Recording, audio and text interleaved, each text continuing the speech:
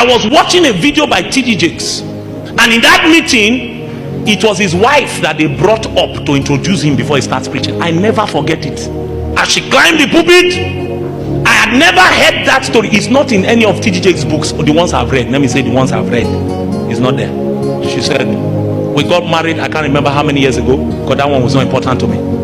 And a few weeks after their wedding, they were in an accident, and she became paralyzed from her head to her toe. Couple that just got married, wife paralyzed. And she said, I thought that he would leave me. There was no reason for him to stay with me. He said, but every day he will walk into my room, he will carry me from the bed. Him, not a house help, will carry her from the bed, put her in her wheelchair, then he will hold her hand and raise her up and say, honey, take a step. She said she'll be strong. I say, it's okay, sit down. Not knowing that when he finishes, he will go back to his cave and go and meet God and say, the woman you told me to marry is for destiny. You are the one that told me she cannot be crippled. Then he will come out of the cave again, go through the same process, put her in the wheelchair and say, honey, take a step. She said that every time after he leaves, she will cry on the bed, begging God to take her life, because she saw the way his heart was burning for her to walk, and she feared that she will never walk again. She said one day, after about 2 months, he came, he said, take a step, and she found that strength entered her leg, and she took one step. He didn't ask her for another. He said, that's enough.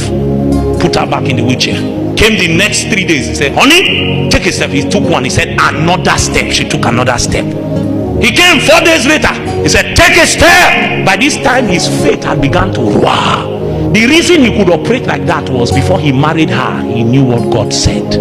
He said after a while, he told her, run. Then she raised her head on the pulpit. She said, that is the man I introduced you to you tonight. All he will tell you tonight is take a step. And whatever he tells you, my God will bring it to pass.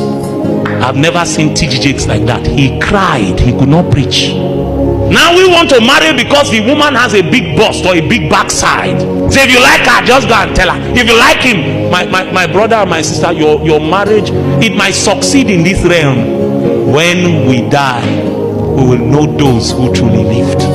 You may hate the preacher and call him names. I've told you, posterity will prove that I did not lie. I've been too long with Jesus. I have nothing to prove. When he called me, he told me, raise me a generation. The reason I preach these things